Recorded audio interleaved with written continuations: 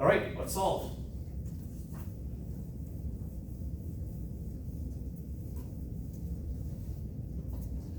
More specifically, not just perfectly elastic collision, it's a one-dimensional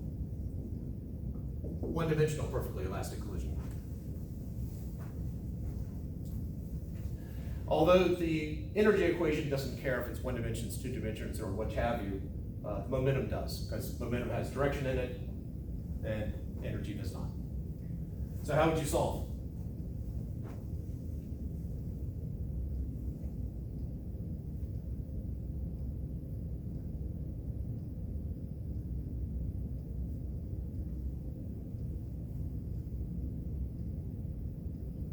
Two equations, two unknowns. Did you move one of the c squared or d squared to one side and then square root it and then Then plug it to the other one? and then yeah. You can, sure, you can do it that way. I don't think that's the simplest, but. All right, so which one do you want to move over? I guess it's d. This, you said C. So I have 62 minus 1.5 C squared is equal to 2D squared. I guess get rid of the 2 next. 31 minus 0.75 C squared equals D squared.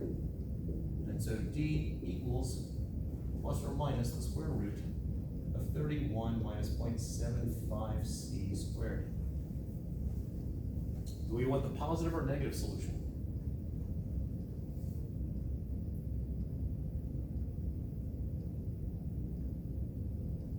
I guess it depends which way it's positive. We have to the right is positive. So I guess negative. Well, let's plug the negative in and see what we get. So I have 10 equals 3C plus, we're taking the negative, minus 4 square root of 31 minus 0.75 C squared. And how do you solve that?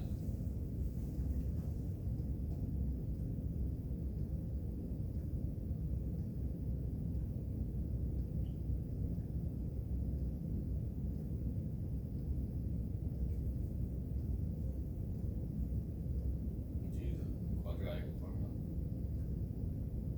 Not from this right here.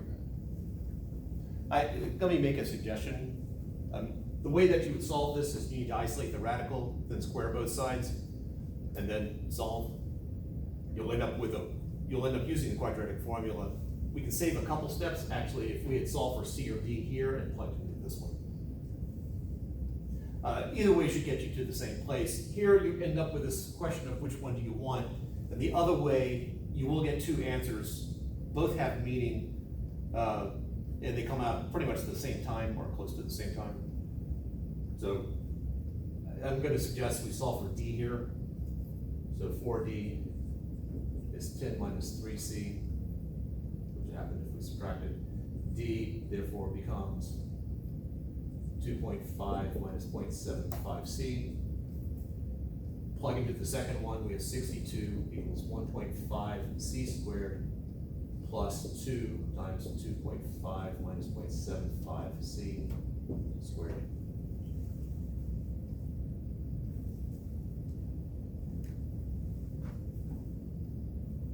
Sorry, I just bulldozed through that one. If you want to continue with this method here, we can. So 62 is equal to 1.5 C squared plus 2 times. Got to square in a binomial.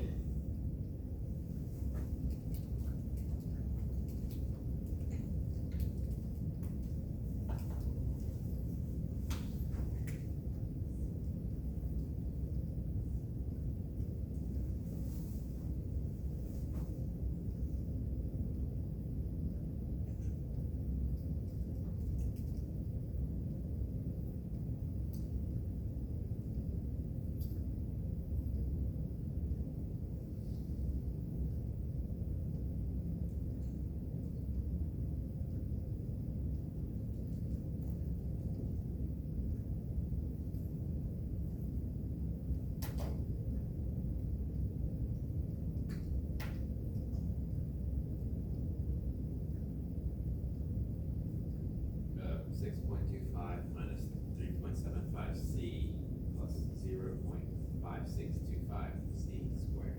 0 point what? 5625 C squared.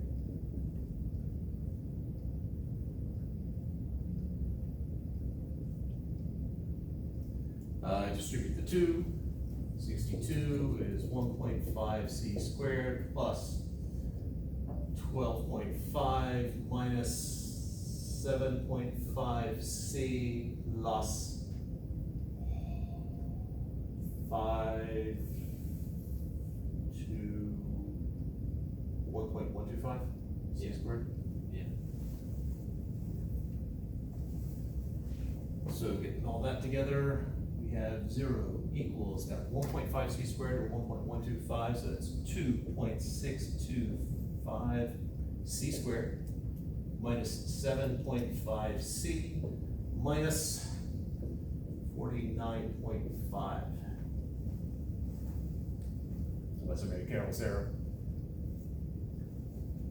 I will say that this technique here, regardless of which path you had taken, it has a nice advantage that will hopefully become clear in a moment. It has a big disadvantage in the fact that it's a lot of math. A lot of places to make careless errors.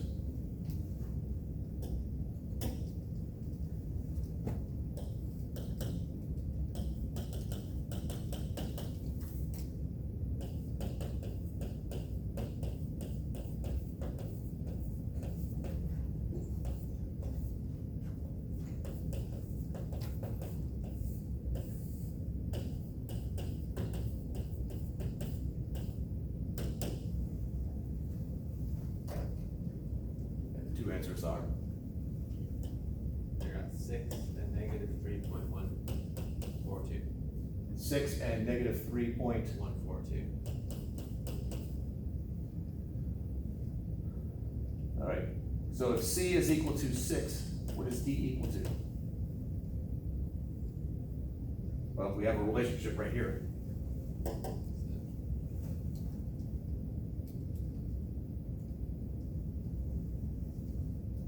-2.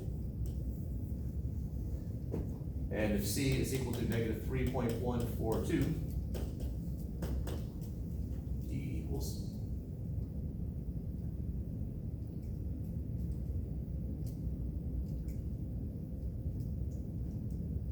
.857.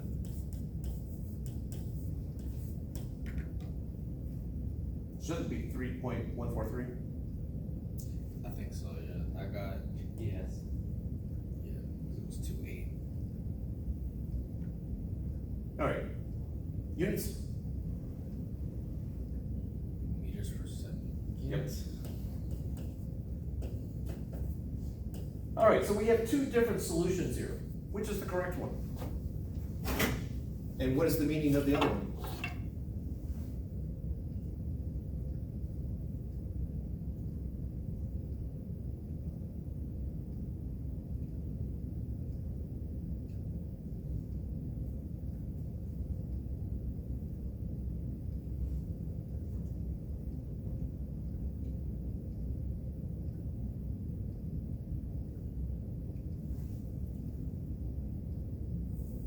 Well, D should be going in a positive direction after the collision. If it's perfectly Which one? D. The 4 kilogram? Yeah. All right, that would be the solution right here. And then C should be going in a negative direction. So 3 is going in the negative direction, the 4 kilograms is going in the positive direction.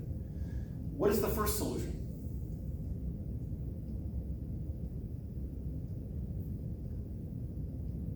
First off, with this first solution, I know we've done something right. I know that this, I feel good about this being correct because of that solution. It's the Pardon? initial velocity. So if they just fade straight through each other, Or haven't hit each other yet. Because all we've done, they're coming towards each other, we said, I want another situation where it has the same momentum, same kinetic energy, well, before they meet or they go through each other, either one. So in this method here, we get an answer that is our initial condition. And so that's not gonna be, because they do collide, so that can't be the final the actual final, but this does tell me that we've done something right, because I would expect our initial condition to be one of the solutions.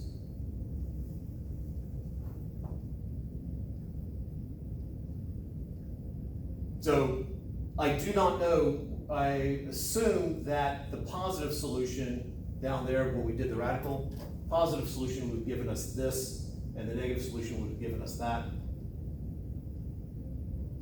I don't know if I think it would have to be that way. I want to show you something else here. In the initial condition, if I looked at, well, actually, this is what's referred to as the lab frame. Sometimes referred to as the problem frame. It's that I'm sitting off to the sideline, I'm watching these two things come towards each other, and from my point of view, this is traveling 2 meters per second, that's traveling 6 meters per second towards each other. Velocity has to have some reference, and that's the reference. If I were sitting here, if the observer were here,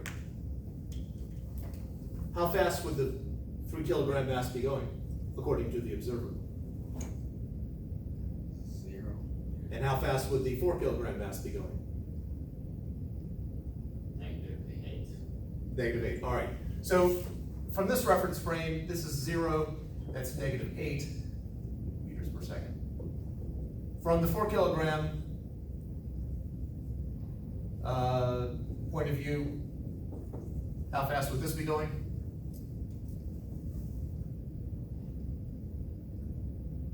Or what is its velocity? 8. Yeah. So I can flip back and forth between reference frames easily enough. If I subtract 6 here, I'm going to subtract 6 here. But don't forget, it's -2. If I add 2, I'm going to add 2. So easily shift between reference frames in classical physics. Galilean relativity. Now, over here, so if I look at it from the 3 kilograms point of view, that 4 kilograms coming at it at 8 meters per second. It has a velocity of -8 meters per second. Known as the relative speed of approach. If I then flip to D's point of view, so after, the 3 is going to the left at 3.143 meters per second, and the D is going to the right, or sorry, the 4 is going to the right at 4.857 meters per second. So from the 3 kilograms point of view, the velocity of the other was -8 meters per second. From the afterwards, from the 4 kilograms point of view, what is its velocity?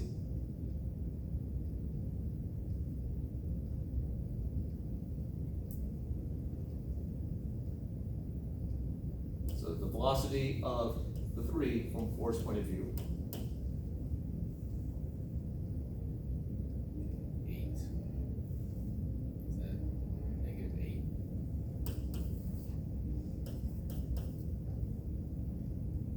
So the velocity of 4 from 3's point of view, this is the velocity of 4 from 3's point of view, is equal to the velocity of 3 from 4's point of view after the collision. So this before is equal to that after. Relative speed of approach is equal to the relative speed of recession. This is true, and we'll derive it next time. This is true for one-dimensional perfectly elastic collisions. Do not apply this to anything else.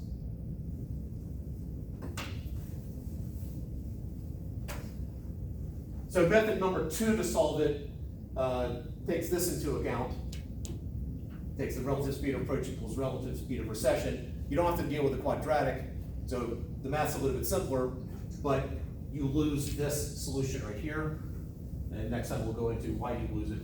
But we'll lose that solution so we don't have that immediate check to see whether something's gone right. And then there's the third method, which is one I prefer personally, which avoids the quadratic completely. Actually, it avoids most of the math. But it's harder conceptually, but once you understand the concept, it's, in my opinion, much simpler. And I think on that note, any last questions? All right. Have a wonderful day. See you Wednesday.